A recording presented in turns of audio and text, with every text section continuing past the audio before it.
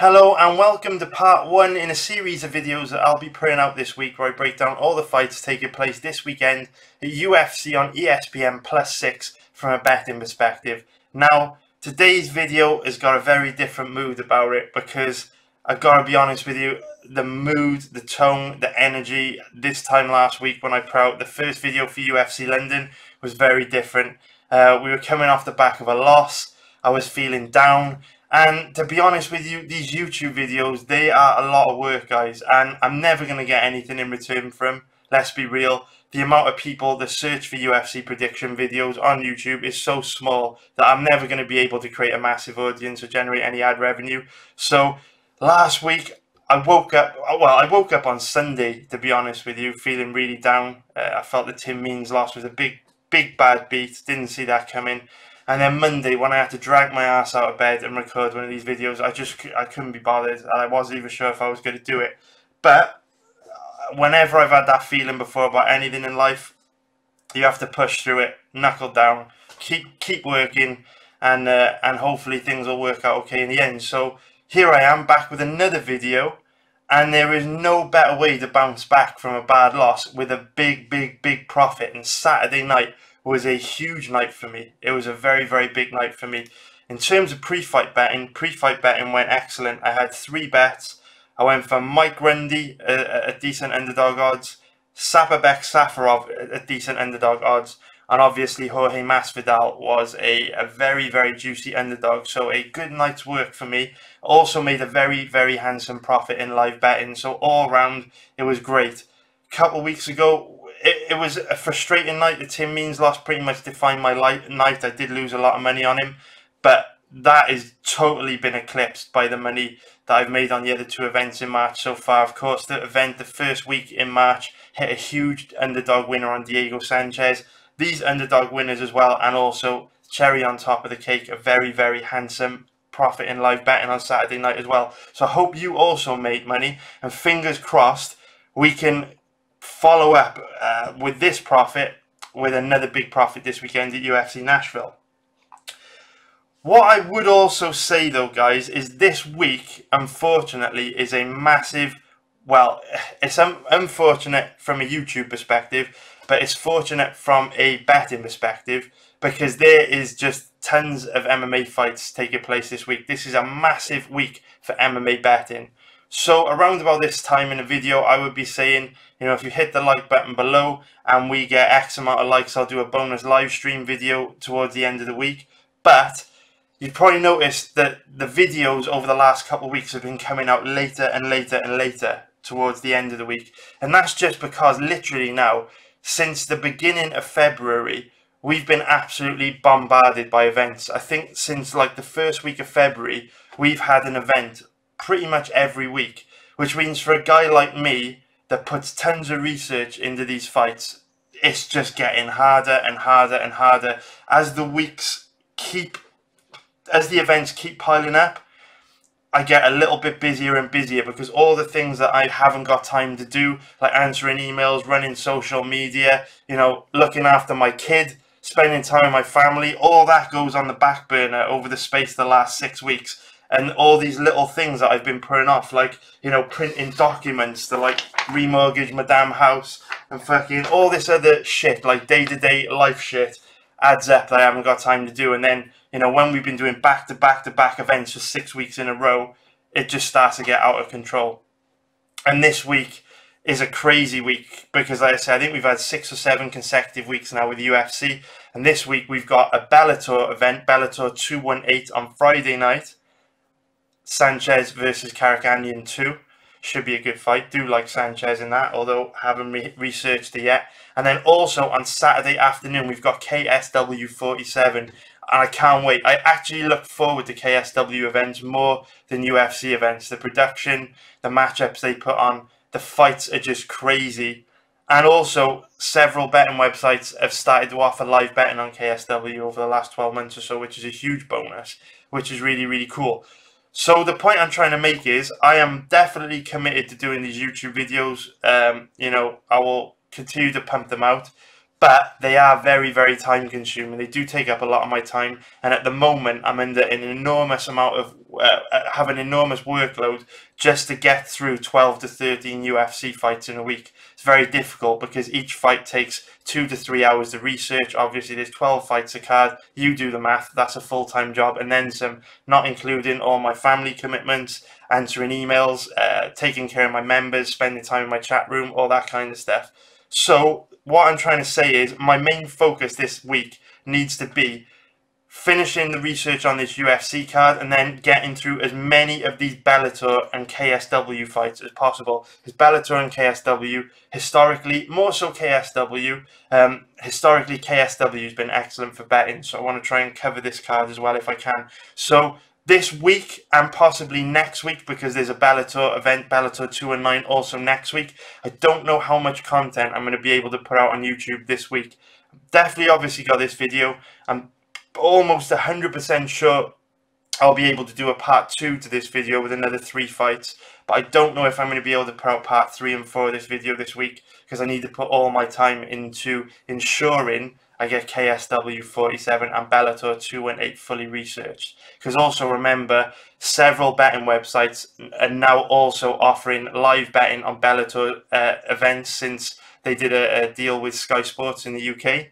So yeah, need to take Bellator and KSW very seriously this week. So YouTube has got to go on the back burner. But hopefully we've got a week, the first week of April, there's a week's break without any UFC cards, so I should have a little bit of time to catch up and get back in the swing of things and start easily being able to pump out 4 videos a week, no problem, covering off a UFC card, because that week's break will give me enough time to catch up on all the errands that I've been kind of pushing off and all the admin stuff, the maintenance stuff for my website, all that kind of shit, life shit. You know what I'm talking about. You get busy weeks in work, shit has to go on the back burner, can't get everything done. Fortunately, YouTube, at the moment, it's not really my priority, so it will have to go on the back burner. But from early April, we'll be back on it, 4 videos a week, pumping them out, and hopefully be able to continue to help you guys earn some cash. So if you do like the video though, I would really appreciate you hitting the thumbs up button and also subscribing to the channel to help it grow. That would mean a lot. And now let's jump into the first fight. So let me close these down here, and also don't forget, if you do want to, because what I would say is I'm not saying I'm not interested in YouTube or anything like that. What I'm saying is to produce these videos and then save them, edit them, publish them on YouTube. It takes a fucking boatload of time, guys. It's really time consuming. But I'm in my chat room on my website, this chat room here, literally 7 to 8 hours a day, all day, talking to my members, talking about different fights. So just because I won't have enough time to produce these huge videos doesn't mean I haven't researched the fights. It doesn't mean that I can't help you guys with your betting for this weekend. So if you do have any questions, all you've got to do, click this button here, register. You can sign up for a free account. Hit me up on the chat room. I could talk to you about fights in there, no problem. Because obviously, taking a few minutes out here and there to talk to you guys doesn't take up that much time. But producing these big fucking videos is very time consuming. So the website, the best place to get hold of me. The website, the best place to kind of see what bets I'm placing, that kind of thing. But let's get into the first fight that I want to talk about this week, which is Deiveson Figueiredo versus Jussier Formiga. And this is the first fight that I want to cover, because when I saw that Formiga was an underdog to Figueiredo, I couldn't really believe what I was seeing, to be honest with you. You know, over the last few months, to be honest, I would say since the beginning of February, we have seen some absolutely insane odds, just odds that were straight up inaccurate. You know, this past weekend, there's 3 bets that I hit with good examples. Mike Grundy should never have been an underdog to Narimani. Safarov should never be an underdog to Negre. I can't say his name, but the Romanian dude. And even though I do agree that Masvidal should have been a slight underdog to Darren Till, the key word there is slight. Masvidal should have been closer to 2.20, 2.30. His odds of 2.90 to 3.0, and on some sites 3.10 last week, were just fucking ludicrous. And obviously we had Diego Sanchez as a huge underdog a couple of weeks back, which was madness. Czech Congo is a giant underdog to Vitaly Minakov last month. All these odds are really inaccurate. And at the beginning of this video, when I spoke about me personally, I'm a professional gambler. I sit at this desk, this very desk here. I sit here. I'm not shitting you. 8 to 12 hours a day, more often than not 10 to 12 hours a day, every day, 6 days a week, researching fights. That is all I do. Busting my ass, and it's fucking hard. It's really hard to sit down on a Monday morning to get through all these fights. Usually on Saturday I still have 1 or 2 fights still left to research. Sunday's my only day off of the week, and it's fucking hard. So I think the bookies are also struggling under the workload, and this is why we're seeing so many inaccurate odds at the moment. I go deep down the rabbit hole. I commit an enormous amount of energy and time into researching every single fight. And if I was getting paid $30,000-$40,000 a year to do this as a desk job, working as a trader for a betting site, I'm not really convinced that I would be able to have as much enthusiasm and put as much work in as these handicappers put in, earning $30,000-$40,000 a year working for betting sites. Because at the end of the day, it's just a desk job. They don't benefit anything from it, and it's fucking hard work. It's hard, it's grueling, it's time consuming, and it's not fun. You know, you see how fun it is to go and research a Stephen Thompson fight. You know how many decisions he's fought to, how passive he is. It's not entertaining, guys. When you've been doing this as long as me, it's a grind. It is a big grind, and that's why I think we're seeing so many inaccurate odds at the moment, because the bookies are they're overwhelmed by the number of fights taking place, and they can't do an adequate level of research to set the odds correctly. You know, look at this week. We've got a 12-fight UFC card, and a 5-fight KSW card, and a 4-fight Bellator main card, and then they've got to be able to do live betting for each of these cards as well. So it's a lot of work, guys. I think that's why we're getting a lot of inaccurate odds at the moment. And I think this is another one. Juicy Formiga just shouldn't be an underdog to Davison Figueiredo. The odds are just off. That doesn't like I always say, that doesn't automatically mean that Juicy Formiga is going to win this fight. It doesn't. It's a close fight. It's a tough matchup for Formiga, but he should be the favourite based on how these guys match up. And the reason why I think he should be the favourite is quite simply, Figueiredo doesn't really have an advantage anywhere. Yes, he hits a little harder, he's more aggressive, but in terms of technique, there's not a big difference between the two when it comes to standing. But on the ground, Juicy Formiga has an enormous advantage over Davison Figueiredo. I mean, they're light years apart. You look at a guy like Juicy Formiga, he was one of the Brazilian Jiu-Jitsu coaches at Nova União for like a decade. He's also competed multiple times at the Abu Dhabi World BJJ Championships. And Formiga has some of the best back taking and back control out of anyone in the UFC. Figueiredo is also primarily a grappler. That's the reason why every single one of his UFC fights so far has ended up on the ground at some point. But Formiga, if these boys go to the ground, Figueiredo's in a lot of trouble. So while I give Figueiredo a slight advantage when it comes to striking, I give Formiga an enormous advantage when it comes to grappling. And that is the reason why I think Formiga should be the favourite here. So if we look at the odds, the current average odds on Formiga are around about 2.35, giving him an implied probability of 43%, rounded up, obviously.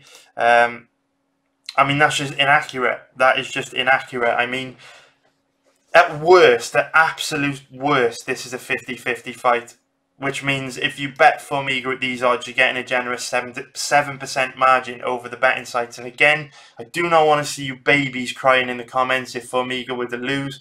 At the end of the day, I say this all the time, it's not about who is right or wrong. Who knows more about MMA than someone else?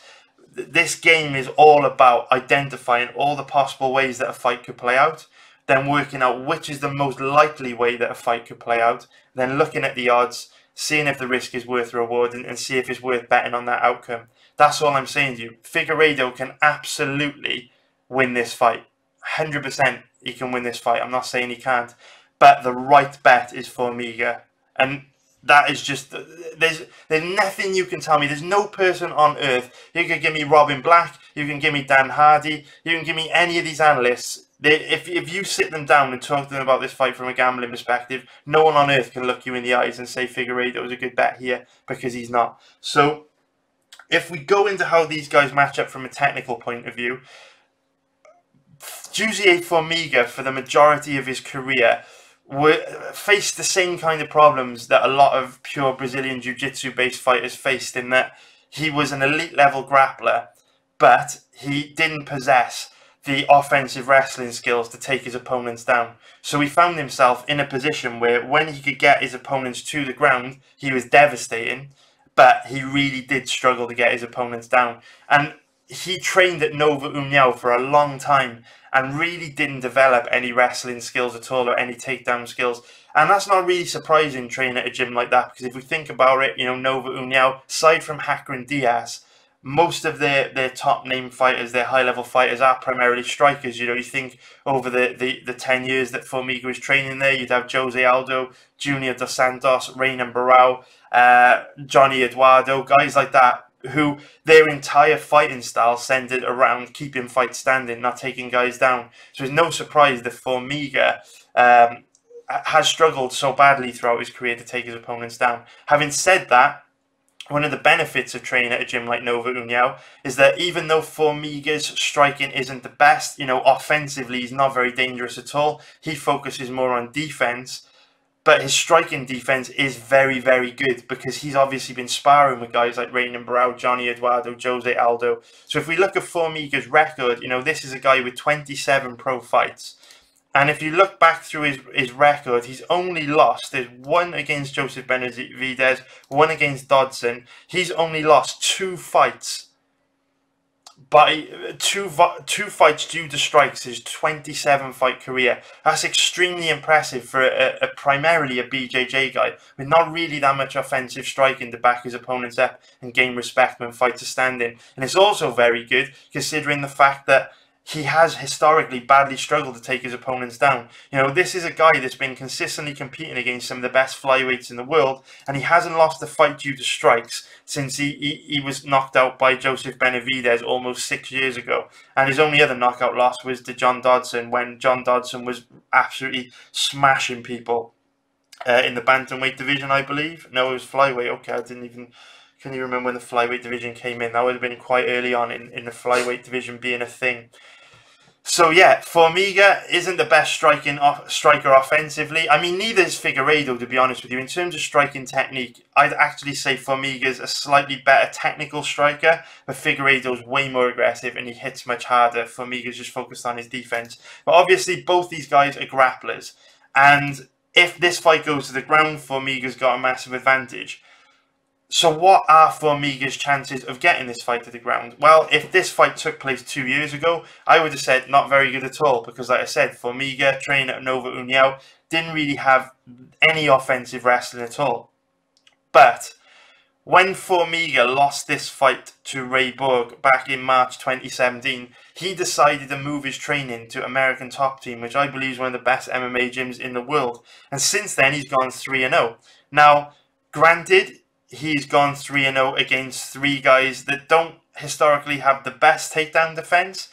But, like I said about Mike Grundy in last week's video, you don't have to fight.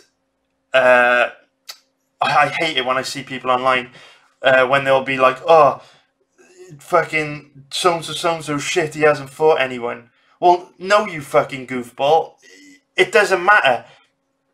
I understand if you don't know anything about MMA, your only way to try and predict who's going to win is by looking at win-loss records. But you don't need to look at fucking win-loss records to tell if someone's good or not. Just because they haven't fought anyone doesn't mean you can't still evaluate their skills and technique. And Mike Grundy was an excellent example of that. He'd only fought a very low level of opponent throughout his career. Because of the techniques that he displayed against those low level opponents, you could tell he was legit. In contrast to that Romanian guy, Nick something, you could just tell he wasn't at a high level. You could just tell from the techniques that he was using that he was very basic. So even though, since moving to ATT, we haven't seen Formiga fight any strong grapplers or strong wrestlers. Obviously, Oka Sasaki's a very technical grappler, but he doesn't have the best takedown defense. You can still see from the techniques Formiga's been using in his last 3 fights that his wrestling since moving to ATT 2 years ago has improved by like 1,000%. It's so much better. If you go back and watch his fight against Sergio Pettis, you'll see exactly what I'm saying. You know, pre the Ray Borg fight, Jose Formiga was like an opportunistic grappler when his only chance of really getting his opponents down was to catch a lazy kick or, you know, jump on someone in a scramble. Whereas now against Pettis, we're seeing him shooting deep single legs, deep well-timed single legs, deep well-timed double legs. He's doing a great job of shooting in on his opponent and getting a full body lock and 2 underhooks in play very early on, which he can then use to, you know, upset the balance of his opponent and turn him into trips and throws. These are skills we never saw from Formiga in the past, and at ATT, even now at the age of 33, he is making massive improvements from fight to fight. And the biggest improvement that I've seen from him, something I'd never seen him do before the Pettis fight, was that he's starting to chain everything together now. What you'll see from a lot of Brazilian Jiu-Jitsu based fighters is because they often lack the offensive wrestling to take their opponents down, what they will do is they will learn one specific type of takedown. Damian Maia, when he first started, you know, working on his offensive wrestling, his technique was the single leg. And what you'll see these BJJ guys do is commit everything they've got to that one technique and that one takedown attempt. And then if their opponent stuffs it, they would retreat, reset, get back into the middle of the cage, focus back on defense and look to try and get to that technique again. Whereas Formiga is made the incredible adjustment that now, instead of being a single shot fighter that will commit everything to a takedown attempt, then if it gets stuffed, he'll retreat, which isn't really that an effective style when you're facing guys in the flyweight division. Most of them have got good takedown defense. Most of them have got a base in grappling. Now what you'll see Formiga do is chain his takedowns together. So you may see him open with a single leg.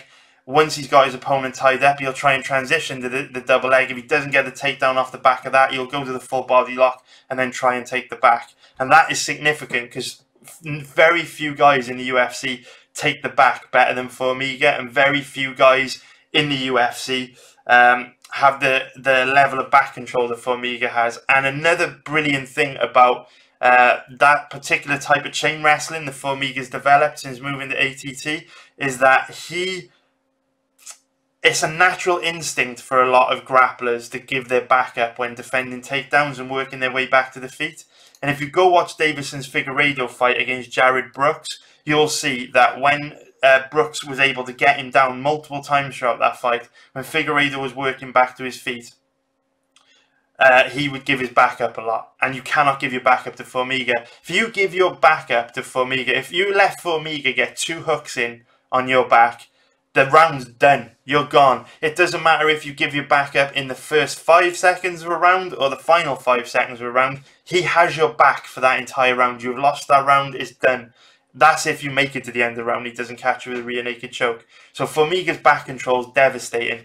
Now, if you are questioning anything that I've said in this video about the way that I'm analysing how these two guys match up, just go and watch Davison Figueiredo's fight against Jared Brooks. It was his second fight in the UFC, so we can't say it was octagon jitters or anything like that. It was just a bad tactical performance, bad fight IQ. He won a split decision. The fight took place in Brazil. It was a hometown robbery. Jared Brooks won that fight. And the reason why Jared Brooks won that fight was because Figueiredo kept giving up easy takedowns. He was similar to what we've seen from Marion Renault in the past, where we talked about over the last few weeks. He was literally practically jumping to the ground. He was giving up takedowns so easily. And on 2 or 3 occasions in this Jared Brooks fight, he would actually jump guard on a guillotine attempt, which gave up top position to Brooks, which would be a terrible idea against Formiga. It would be suicide to give Formiga top position because Formiga's so heavy from top position. So devastating on the ground. So that, I think, is pretty much all I want to say, guys, about that fight. I know it was a lot, but this is a really juicy fight to analyse because, like I say, we've got a lot of information on both guys, a lot of their fights to study. And I think Formiga's a great bet at the current odds. Like I say, win or lose, this bet can lose. Don't be a baby if he loses. But, you know, all you can do in this game is put your money in strong positions and hope for the best. Hope that over the long run you'll win more than you lose. And I believe putting your money into Formiga is a very strong position to be in. You've got a 7% margin over the bookies. And yes, Figueiredo is a big, strong, compact, powerful guy with the right kind of frame to develop excellent takedown defense. Based on the Jared Brooks fight, he doesn't have it.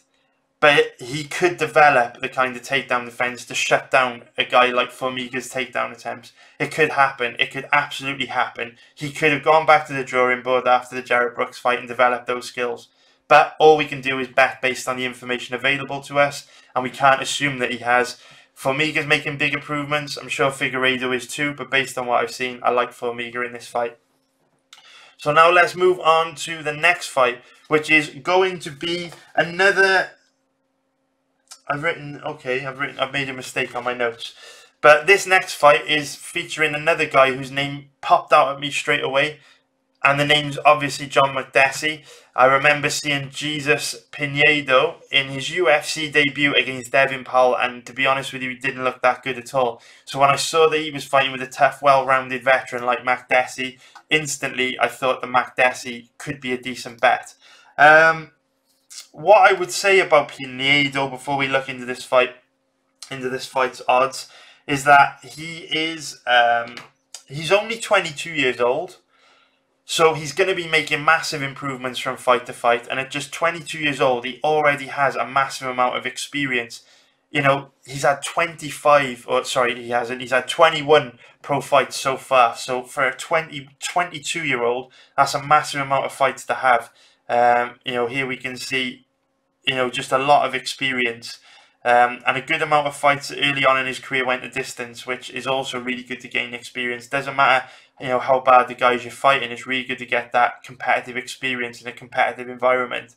So Pinedo, 22 years old, didn't look good in his UFC debut against Devin Powell, but at the same time, you've kind of got to make some allowances.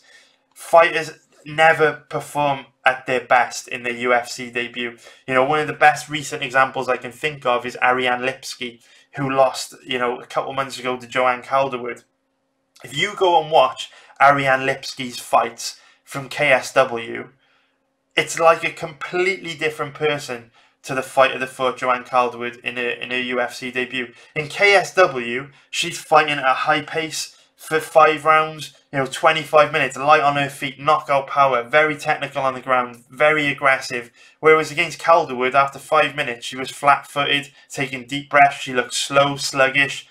The UFC is a real thing. Octagon jitters are a real thing. So when a young, hungry, 22-year-old guy like Pinedo looks a bit average against Devin Powell, I don't want to be too quick to write him off, because nobody performs at their best in the UFC debut.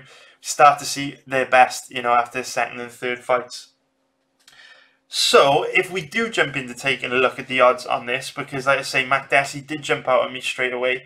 His odds at the moment are currently around about 1.33, giving him an implied probability of 75%, which means in order to bet Makdessi in this fight, you'd need to give him an 80% or better chance of winning, which I could see based on Pinedo's last fight, based on everything that Makdessi's done. But personally, you know, if I am looking at this fight, I'm not opposed to betting on a fighter at any odds. I'm not one of these guys that's got stupid rules where they won't bet on a guy at anything less than, you know, whatever. If a bet makes sense to me mathematically, then I will place the bet. But when I look at this fight, you know, based on Pinedo's poor performance against, who was it? It was against Devin Powell. Yeah, there's no way I can bet him. I'm not interested in betting Pinedo. So I have to now assess where I cap Makdessi at. Does he have a better than 80% chance of winning? And in situations like this, with these kind of bets, where it's clear that one guy has quite a significant advantage almost everywhere, it is always important to remember that gambling and betting is a zero-sum game. This is a zero-sum investment game we're playing. I look at it as an investment. I look at, you know, every time I bet on a fighter, I'm looking that I'm investing in that fighter and I want a return on my money. But it's a zero-sum game. It's not like going and buying stocks and shares in Tesla. You know, when you lose a bet, if Makdessi goes out here and gets flatlined, kill shotted in 30 seconds, you lose everything. It's not like going and buying stocks in Tesla where, you know, if you go and buy a bunch of Tesla stocks and Elon Musk decides to go on the Joe Rogan podcast to smoke some weed and, you know, you only lose, the share price drops by 5%. That's fine, because if you really want to get that money back, you just go sell the shares, take your money back, do something else with it. But this is a zero-sum game. You lose everything. The only way you'd lose everything buying stocks and shares, you know, if you bought stocks and shares in Tesla, was if the Model S started blowing up. You just had Model S's exploding everywhere or turning into fucking Transformers and running around killing people. It's obviously very unlikely. But betting is a zero-sum game, which means you have to make sure you're putting your money in strong positions, getting good deals, and getting a decent margin over the betting sites. And if I wanted to make any kind of decent cash on this fight, I'd have to bet £3,000 or $3,000 to win £1,000, $1,000. So you're putting up a lot of capital to not get a little bit back. So in situations like this, in order to bet fighters like this, I basically have to feel very confident that there's almost no way that Makdessi can lose. I would have to be at least...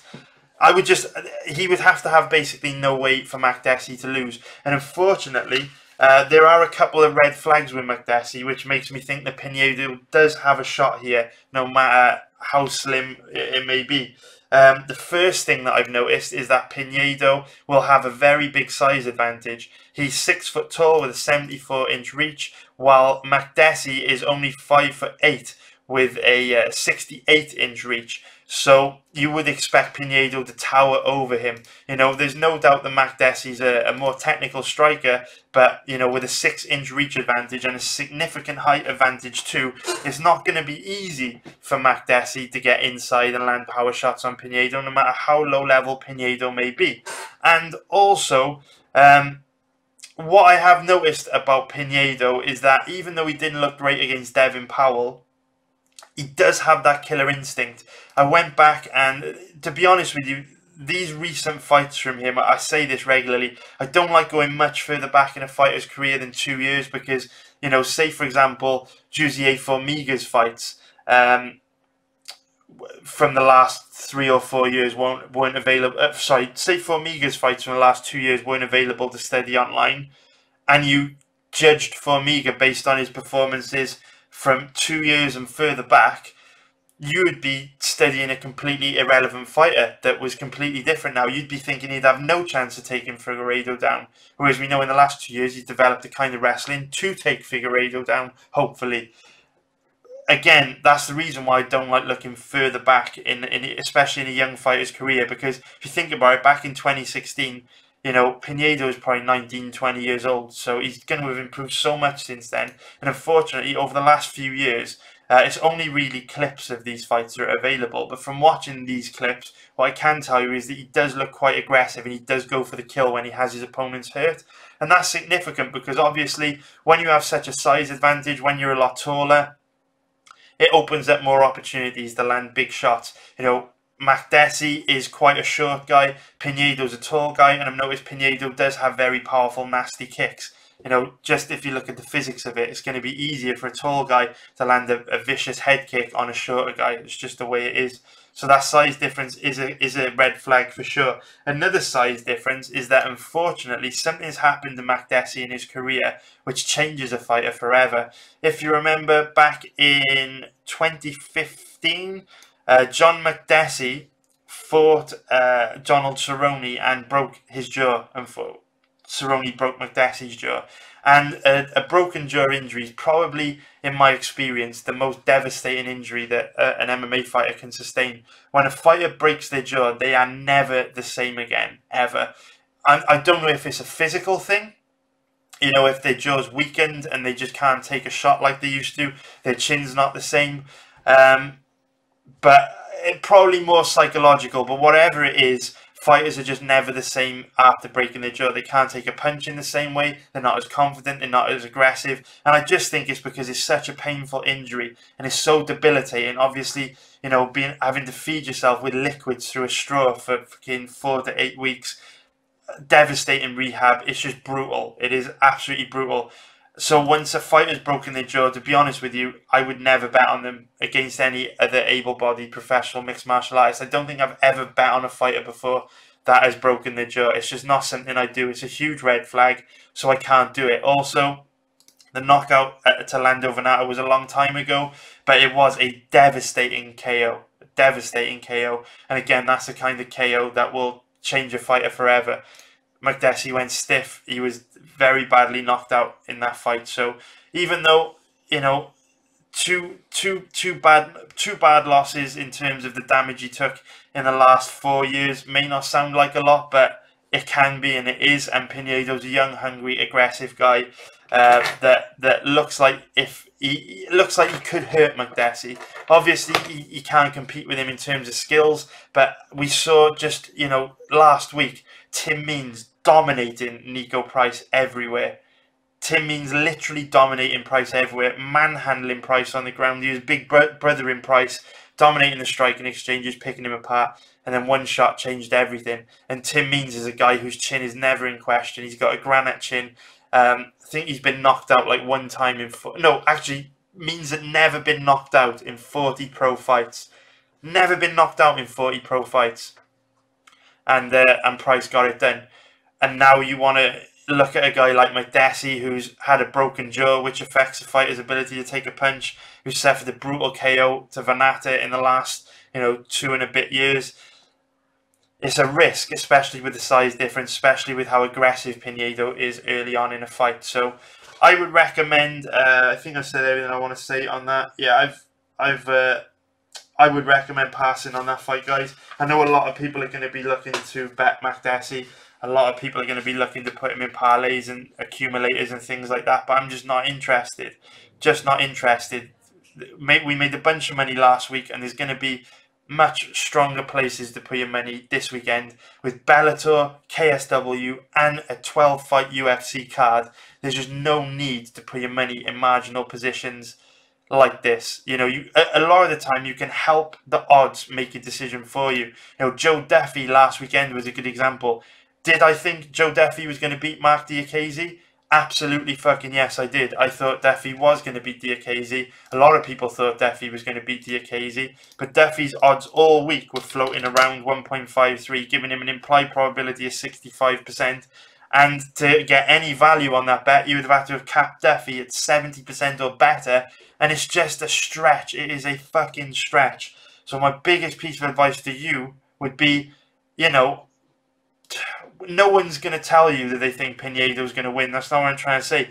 I think Makdessi's going to win. But the risk isn't worth the reward in the odds. You have to look at the odds and let the odds make a decision for you. Mathematically, Makdessi's just not a good bet, whichever way you dress it up. So then we go into the final fight on this card.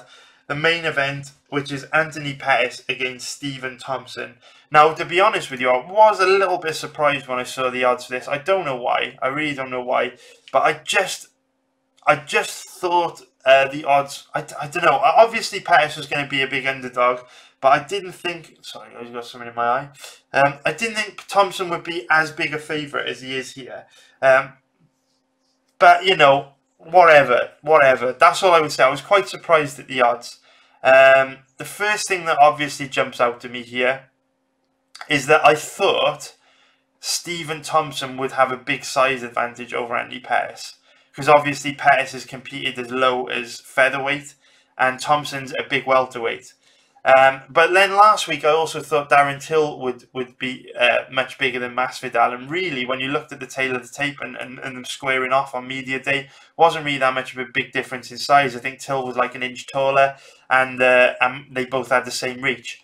So if we look at this fight, Stephen Thompson is 6 foot tall with a 75-inch reach, and Pettis is 5'10" with a 72-inch reach. So Thompson with a 3-inch reach advantage. You know, it is an advantage, but it's not major, to be honest with you. You know, anything less than 2 inches statistically doesn't really make much of a difference. 3 is a tiny little advantage. And then once you start to get, you know, 5, 6, 7, 8-inch reach advantage, that's when it starts to become a big deal. But 3 inches, not that big a deal, to be honest, even though Thompson does fight long. You know, Pettis has got great striking defense anyway. And then it looks like Thompson's going to be a couple of inches taller. So not a massive size difference, to be honest with you. And Thompson is not really a fighter that relies too much on his physicality. You know, if you look at a guy like Usman, he's a very physical fighter, very physically imposing fighter. He uses physical gifts to overwhelm his opponents. Thompson, with his counter-striking style, doesn't really use his physicality. So I'm not sure the size is going to play into this matchup that much, because Thompson doesn't really have that much of a size advantage. It may look bad though, I don't know. You know, it's always different in real life that on paper, when they stare off at the media day, Thompson might tower over Pettis. But in terms of on paper, it doesn't appear that he will. I look forward to seeing media days, but right now, as it stands on Monday, 5-6 days before the event, without that much information to work from, I don't think the size difference will be that much of a big deal. But another thing that surprised me about this fight, there's been a few surprises. Like I say, surprised that there's not that much big of a size difference. Surprised Thompson was such a big favourite. Another surprise is that Stephen Thompson's old as fuck, guys. Newsflash. He's fucking old. I couldn't believe it. Looking at his Tapology page here, he's 36 years old. I mean, that's a big deal. That's a big deal for a guy like Thompson, who has had 57 pro kickboxing fights and approaching 20 pro MMA fights. That's a lot. And this is also Stephen Thompson. Remember, you know, his dad has run karate schools since he was a very young boy. Thompson's a guy that was training, you know, kickboxing and striking and karate from the age of 3 or 4 years old. So the amount of head trauma and damage and sparring this kid, sorry, he's 2 years older than me, this guy has done is unreal. It's unreal. And Father Time is a cruel bastard. He will catch up with everyone eventually. And at 36 years old, you know, welterweight is one of those divisions where there's so many young, hungry, up-and-coming bulls in that division. You know, Darren Till, Colby Covington. Yes, I said Darren Till, because if you have written Till off for that loss on the weekend, you're a fool. And if you've been a dick to him on social media, you're an idiot, because Darren Till's only 26. He's got a massively bright future in the sport. So when you're a guy like Thompson with young, hungry bulls like that in the division on the come up, like Colby, like Usman, like Leon Edwards, it's tough. It's tough to be at that age in a competitive division like the welterweight division. It wouldn't surprise me if we saw Thompson's career fall off a cliff in the next 12 months. It really wouldn't. Because at 36 years old, competing against all these young guys, having that much mileage and those many fight miles on your clock, all those kickboxing fights, sparring sessions, training since you were a kid, it's going to catch up with Thompson pretty soon. And there are perhaps signs that it's already starting to catch up with him. You know, we know that one of the first things that go when you start to get old is that your reflexes start to go and you start to get a little slower. And Stephen Thompson gets rocked or dropped in pretty much all of his fights. You know, we saw him dropped against Darren Till, dropped against Woodley, dropped against Ellenberger, actually almost knocked him out. And I'm not saying there's any shame in getting knocked out or dropped by Darren Till, Woodley, or Ellenberger. They're all beasts. They all hit very hard. But the point I'm trying to make is there's a pattern there. And is that pattern, you know, is the fact that these guys are killers just hiding the truth that Thompson's perhaps getting a little older, a little slower, and he's not as sharp as he used to be? And the reason why I think Thompson might have a very steep decline over the next 12 months is because if you think about it, as he approaches the age of 37, I mean, 36 is old as fuck. We know, and there's always going to be outliers. I see you guys in the comments, oh, what about Daniel Cormier? You know, I get it. There's always going to be outliers, guys. But generally speaking, once an athlete reaches the age of 33, every year after that, statistically, their testosterone levels start to significantly decline. And then their athletic performance past the age of 33 every year starts to significantly decline. So Thompson well past his athletic prime here. And as he gets to 37, 38 years old, his speed, his reflexes, his athleticism, he's really, really going to start to struggle. And that's significant for a guy like Thompson because he relies so much on speed and reflexes. You know, Thompson puts himself in the firing line a lot, which is the reason why he does get dropped a lot.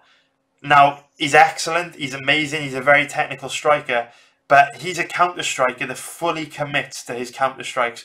When he commits to a counter punch, he's all in. He is all in. He sits down heavy, he plants his feet, and he uncooks everything he's got half a foot away from his opponent to try and take their head off. And when you're in that range, if your reflexes are slightly gone, or you become a little bit slower, or your judgment's slightly off as you get older, you'll face guys who will fight their way into boxing range, or they'll be happy to sit down in boxing range and exchange shots with you, and they will land faster and harder than you do. And that's the reason why a guy like Thompson's getting rocked or dropped. So as he continues to get slower, I think Thompson's days are numbered, to be honest with you, at the age of 36, moving into being the age of 37. Obviously, he's only just turned 36, but Father Time is a motherfucker, and it catches up with everyone. It doesn't matter who you are. And a guy with this many fights, I think we're going to see Thompson struggle over the next year to 18 months. So does that mean that Anthony Pettis is worth a bet in this fight? Well, if we look at the odds at the moment, the odds, you can currently get Thompson on some major betting sites now for around about 1.25, giving him an implied probability of 80%, which means to bet Thompson in this fight, you have to give him an 85% or better chance of winning. And based on everything that I've just said, I can't go there at all. That's crazy. Like I say, he's getting old now. So does that mean a bet on Pettis could be worthwhile? So let's take a look at his odds. So currently, you could get Pettis on some major betting sites. Pinnacle's a major one for around about 4.60, giving him an implied probability of 22%. Now this one is a tricky one for me, guys, because you know me, I am not opposed to betting a big underdog at all. I am not opposed at all to betting a big underdog. We hit a giant underdog on Czech Congo last month. Giant underdog beginning of the week, beginning of the month on Diego Sanchez. Hit 3 moderately sized underdogs just a couple of days ago on UFC London. But you've, just like Doyle Brunson said, you've got to know when to hold them. You've got to know when to fold them. And this one is a tough one for me, because even though the odds seem very wide, and I'm surprised that Thompson's such a big underdog, such a big favourite, in order for me to bet on so often underdogs don't have the best chance of winning. Otherwise they wouldn't be the underdogs. I think that's fair to say. Occasionally, I think the odds are way off and the wrong way round. So, for example, I felt Mike Grundy should have been the favourite over Narimani. I feel Formiga should be the favourite over Figueiredo. But occasionally, I guess with a situation like Masvidal, I saw a good amount of value there, because even though I felt he should be the underdog, I didn't feel that he should be as big an underdog that he was. I did favour Till in that fight, but there was a good margin on Masvidal. But there was a good margin on Masvidal because he had multiple ways that he could win. We knew Till's cardio was suspect. We knew Masvidal was an incredible boxer with an amazing chin and legendary cardio. We knew that Till had never been pressured by a guy like Masvidal, who can walk through his shots and throw counters and combos. You know, there were areas that Till hadn't been tested that we knew Masvidal could test him in. So even though I didn't favour Masvidal, there were clear paths to victory. With Anthony Pettis, for me, there's no clear path to victory other than a flash KO. And betting on a fighter to land a flash KO just isn't smart. So I would use these examples, right? So like I like to talk about recent fights because they're fresh in our memory. If you look at Nico Price's win over Tim Means, Nico Price was a decent-sized underdog, but he was a terrible bet.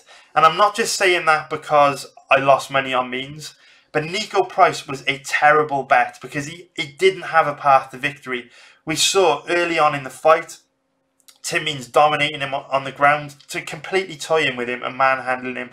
Means could have kept that fight on the ground and won the fight 30-24. Easily unanimous decision. Price could not compete with him on the ground. Standing up, Means was picking him apart. Skill for skill, there was no pathway the price could walk down to win that fight. His only chance of winning was to land a flash KO. And Merry Christmas, congratulations. He landed a flash KO and won the fight. It's fighting, it fucking happens. And that's what I'm saying here. Technique for technique. There's not a clear path to victory for Pettis. If you see what I'm saying, I can't give you a path he can walk down to win this fight legitimately. And by legitimately, I mean, when I'm betting, I like to match technique for technique, work out how these guys match up from a stylistic point of view, and work out all their legitimate paths to victory based on the techniques they bring to the table. I don't class a flash KO like that because it's just one of those things. It's a moment in time. You can't bet. You can't put your money on something unlikely happening. Do you know what I mean? It's kind of a hard thing for me to put into words, but I need to see a fighter be able to win a fight on merit, with skills, with technique, as opposed to just catching someone in a submission in a crazy scramble or landing a big punch. Those aren't the kind of things I like to bet on. If you start going down that road, start to get into the territory of just being a hopeless gambler, you may as well go play blackjack or roulette or craps.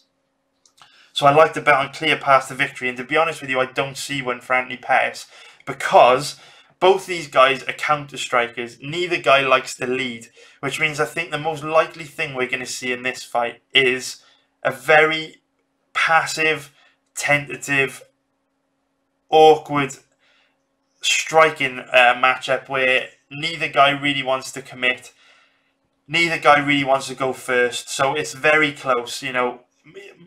Each guy may land, you know, between 5 and 10 strikes per round. Very tentative, very passive, with someone just edging a decision. I really do think this will be a close fight because Thompson doesn't like to engage, doesn't like to commit, doesn't like to lead, and Pettis doesn't either, but he's got a very good chin.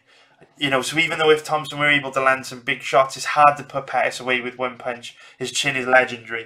You know, if we look at Pettis' record, you know, all of his losses to stoppages are under strange circumstances. You know, he broke his hand against Tony Ferguson, hurt his ribs against Poirier.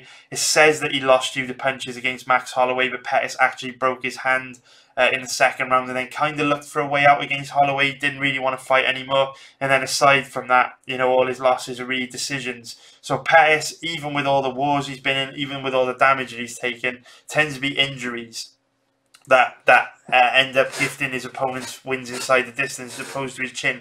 So Thompson can finish him, but, you know, Anthony Pettis, super high level black belt in Taekwondo. This is just going to be a very, very technical kickboxing match, I believe. That will be pretty close and go the distance, but Thompson should get it done. And I think Thompson's going to get it done because his striking defense, the way he manages range and controls the distance, is still excellent. Stephen Thompson, the window of opportunity to beat Stephen Thompson is when he sits down big time on his counters and commits everything to his counter punches. And in those moments, that's where we've seen him caught against Darren Till and Ellenberger and Woodley. But Pettis doesn't really have the boxing to punish him. Pettis' striking has always really been based around his kicks. Now, Pettis did drop Tony Ferguson in his last fight, but Ferguson kind of gifted it to him, walking forward with his hands down, and Pettis was able to catch him cold. You're not going to catch Thompson like that because he's so good at controlling the distance, doesn't take any risks. He's not going to put himself in that position to be caught by a punch like that. And with Pettis' entire striking game centered around kicks, that's just basically Thompson's bread and butter. You're not going to land a head kick on Thompson. It's just going to be very difficult for Pettis to land the kind of kicks that'll put Thompson away or do significant damage. It's just stylistically, it's not the right kind of style to cause Thompson a problem. You know, yes, it's very possible Father Time could have caught up with him at 36 years old, and we'll see him on a steep decline over the next 12 to 18 months as he reaches 37, 38 years old. But I don't feel Pettis has really got the style to make him pay. So I think that's pretty much everything that I want to say about this fight, guys. The only other thing that I would say is that Pettis has obviously got some issues with his hands. You know, over the last couple of years, he's been breaking his hands quite a lot. He broke his hand against Max Holloway at the end of 2016.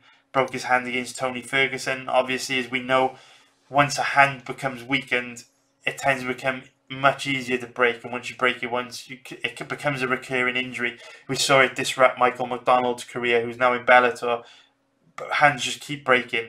And the one thing about Pettis is where some fighters will fight through a broken hand, we know that Pettis won't. You know, at the end of the second round against Tony Ferguson, he told Duke Lucas he can't fight anymore, he's got a broken hand. So again, against Holloway, broke his hand the second round again, looked for a way out. That's no disrespect to Pettis. Pettis is one of my favourite fighters of all time. He's incredible. I love him. But, you know, if he broke his hand again in this fight, chances are he would look for a way out. And, you know, with Thompson throwing out a lot of head kicks and stuff, Pettis blocking the head kicks, you know, if Thompson were to kick his hand, there's a legitimate chance they could break it again. So that's the only other thing that I really want to cover. Yeah, I think I've covered everything, guys. So, yeah, this fight, for me, is not a fight that I would bet. I would pass on this one. Like I say, I will give you I literally promise you guys, I will be sat at this desk for 8 to 10 to 12 hours a day, every single day this week, Monday through to Saturday, working my ass off researching these fights. And I'll bring you as much content as I can, but I do have to put my mortgage first and get through as many of those KSW and Bellator fights as I can. So I'm not sure if we're going to get to a part 3 and 4 of this video this week, but I will do my best, I promise. So if you like the video, guys, please hit the thumbs up button below. It would mean a lot to me, because I promise I'll be back in April, committing hard to 4 videos a week for every UFC event, and we'll get those live streams popping too. I promise you, it's just been relentless since the beginning of February, and I'm getting snowed under, to be honest with you, the amount of fights taking place, the amount of work I've got to do. But if you want to chat, if you want to talk to me about any fights, hit me up in the chat room. You can see all my bets on the website. And like I say, normal service will be resumed in April, and fingers crossed we can punch the bookies in the dick hard this week and bank another solid profit. So nice one for watching this video, guys. Please subscribe, please like the video, and I'll speak to you guys soon. Take care.